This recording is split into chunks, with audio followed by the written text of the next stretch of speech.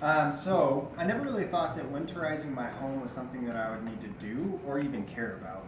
Having a flood in your home from a burst pipe is just one of those things that you don't even really think is going to happen to you.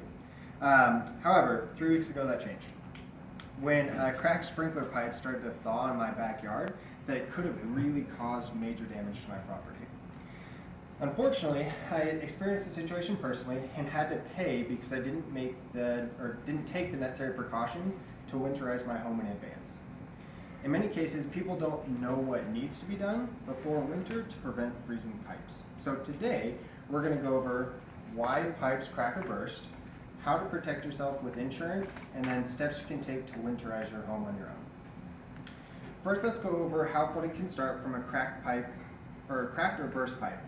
Your plumbing system is designed to only handle a certain amount of fluid at any given time. According to DSLreports.com, a major website for home improvement and plumbing, the average plumbing pipe is anywhere from 1/2 inch to 3/4 inches around.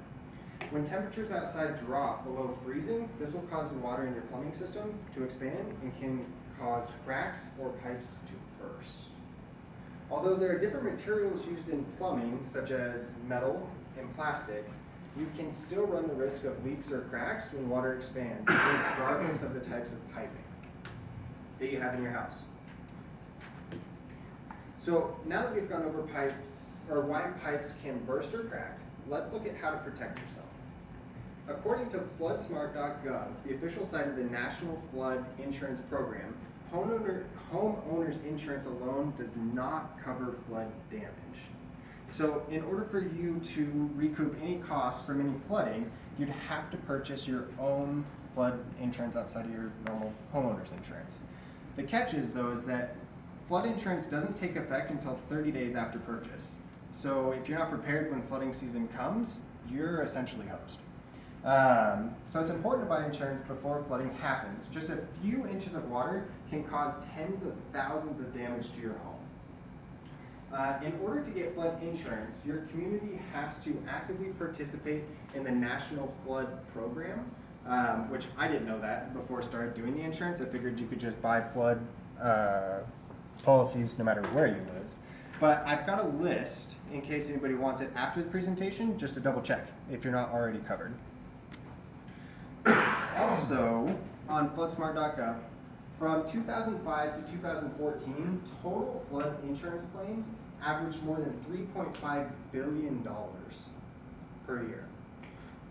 But there are some ways where you can protect yourself outside of flood insurance, even if you don't want to do it by yourself. So one of the ways is to hire a handyman to winterize your home and your sprinkler system, which was unfortunately the issue that I had.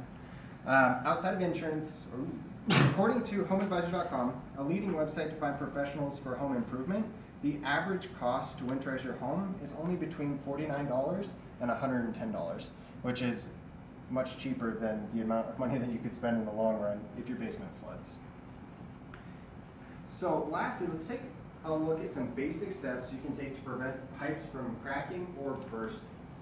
As listed on redcross.org, a major organization dedicated to providing assistance in times of disaster, you can take these steps to prevent frozen pipes before it gets cold. First step is drain water from water supply lines for swimming pools and sprinkler systems, removing, draining, and storing hoses used outdoors. The problem was, with my situation, is I did that when the water had already froze. So I went and turned off the sprinklers, went through all that system, and this being the first sprinkler system that I've had since I've been in Utah, it didn't help me out at all, because when it cracked and started thawing out later, that's when all the flooding happened. So by then, it was already too late for me. So it's important that you do this before it starts to freeze. Outside of that, you want to close inside valves supplying outdoor hoses, then open the outside hose to allow water to drain. But you need to make sure that you keep the outside valve open so that if there is any water still there, that it can still leak through the pipe instead of causing the pipe to burst or crack. So if you haven't taken those steps before it got cold, there's also some steps you can take while it is cold.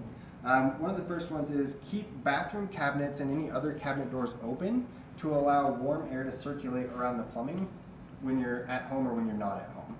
Let a faucet run overnight to prevent freezing, and then install insulating pipe sleeves, heat tape, and heat cable or other similar materials on exposed pipes. The nice thing is you can hire somebody to do this as well, kind of like I explained earlier, so if you don't have the time or know how to do it, there's somebody that's certified that would be able to do it for you for a relatively cheap price. So let me close by saying, it's easy to take the necessary steps to prevent flooding in your home during the winter. By understanding why a pipe in your house can burst, the financial impact you could face without insurance, and what precautions are needed to winterize your home, you'll be able to avoid the same situation I was in just 3 weeks ago. So I urge you to take the necessary steps in winterizing your home before next winter starts here in Utah.